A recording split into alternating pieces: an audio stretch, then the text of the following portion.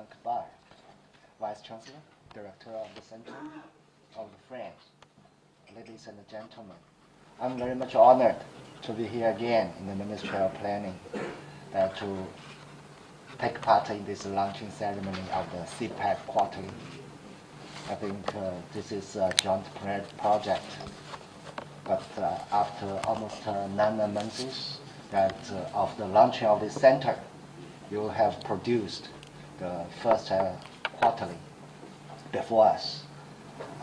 First of all, let me express our congratulations as well as appreciations for the efforts by the center, by all the scholars and the contributors, also by the ministry. CPEC is a joint project between China and Pakistan.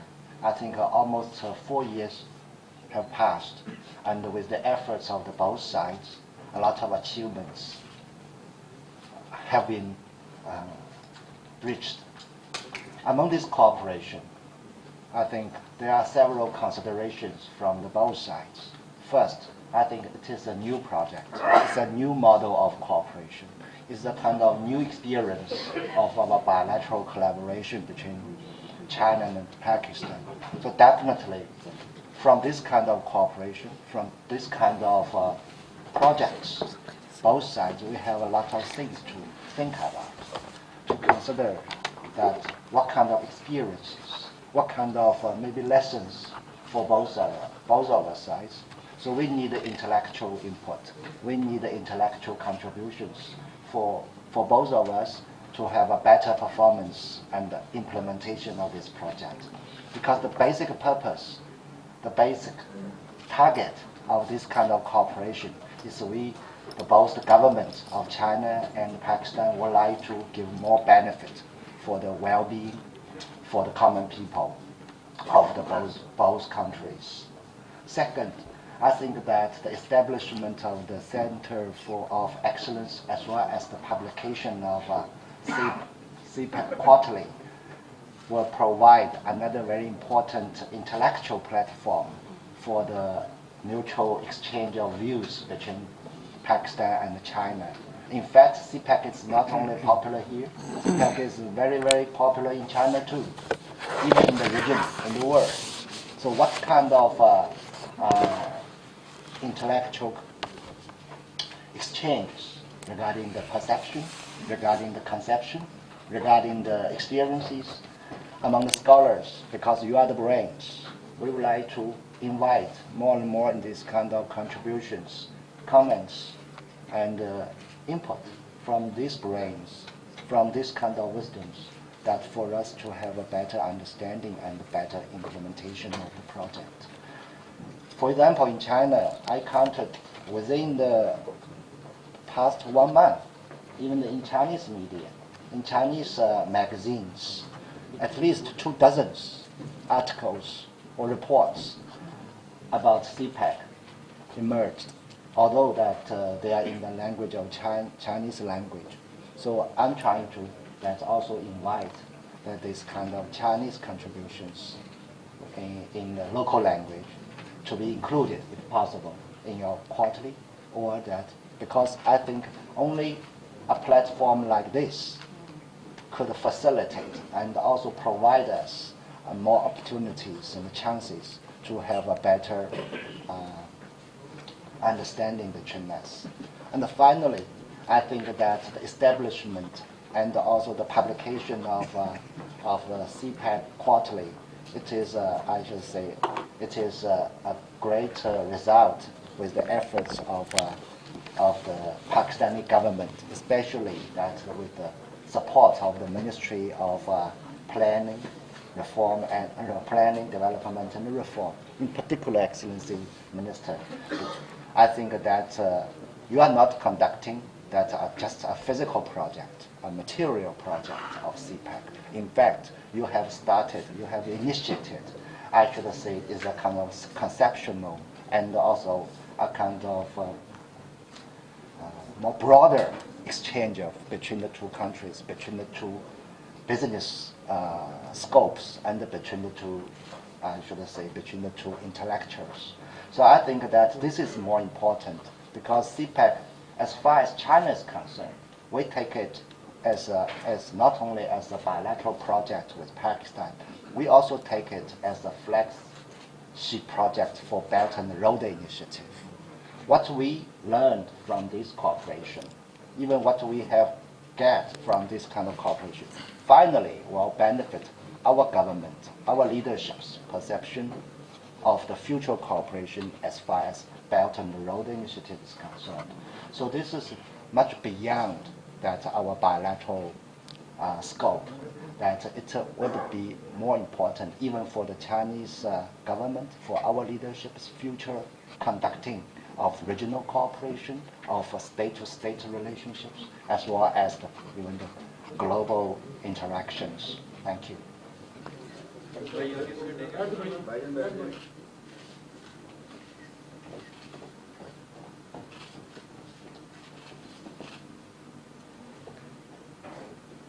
Ambassador Yao Jing, Dr. Asad Zaman, Vice Chancellor, PIDE, Dr. Shahid Rashid, Executive Director, Center of Excellence, Mr. Shoaib Siddiqui, Secretary Planning, Development Reform, distinguished guests, ladies and gentlemen. First of all, it is a great matter of pleasure and satisfaction that Center of Excellence, which was established some months ago with the idea of providing intellectual and knowledge-based support to China-Pakistan Economic Corridor, has now become a reality and is contributing towards promoting understanding of China-Pakistan Economic Corridor. The launch of the quarterly magazine is a step in this direction, which will help disseminate research of the center and also to share ideas with other research centers and policymakers on different aspects of CPEC. As you all know, ladies and gentlemen, that China-Pakistan Economic Corridor is a transformational undertaking of two most friendly countries whose friendship is time-tested and now is turned into an iron brother relationship. This project seeks not just, as Ambassador said, to promote bilateral relations. The ultimate objective of this project is to transform South Asia and Central Asia as hubs and regions of prosperity, stability, and peace. Therefore, no one should consider CPEC as a security project. No one should be afraid of CPEC. We invite everyone to join hands with CPEC so that we can all work together to build a stable and peaceful region and a prosperous region, so that we can bring change in the lives of the people who live in this part of the world, which still has huge poverty. CPEC will translate the vision of achieving better quality of life for the people of the region who have paid a big price for conflict. In last many decades, this region has seen a conflict which has denied people of the region to grow, which has denied countries in the region to realize their full potential because of the security challenges. But now time has come that we must move from the security paradigm into geoeconomics paradigm, which is the future of the world economy. We must find avenues and platforms of collaboration instead of confrontation. Today's world is more connected. Today's world is more globalized. Today's world is more connected through different media. In a world which is networked and connected, collaboration can take us forward. Confrontation will only take us backwards. So therefore, if we have to follow the path of collaboration, there has to be better understanding of programs, policies, and different regions. In this environment of very fast transformation, role of think tanks is becoming very critical. As the world becomes more complex with the changes in the domain of geopolitics and geoeconomics, as the nations grapple with powerful forces unleashed by the empowerment of citizens and technology, it is very important that think tanks provide policymakers answers and solutions to the problems that are emerging on the screen or on the horizon. Universities are too busy in teaching and doing research, pure research. So think tank is supposed to be different in its scope from universities. It is supposed to have greater focus on producing solid knowledge and evidence-based ideas for policymakers. It must examine analytically the implementation of policies and identify gaps and opportunities. The role of think tank is not to reproduce what is already known. The role of think tank is to produce new knowledge. Role of think tank is not also to summarize the work that exists. The role of think tank should be to produce original contribution which will help in promoting understanding of different policy options or different programs. So therefore, I appreciate the focus that Center of Excellence has on very critical dimensions of CPEC, namely urban development, trade, industry, regional connectivity, socio-economic impact, and job growth and human resource development. But beyond this, there are many more opportunities. And I would also like to say that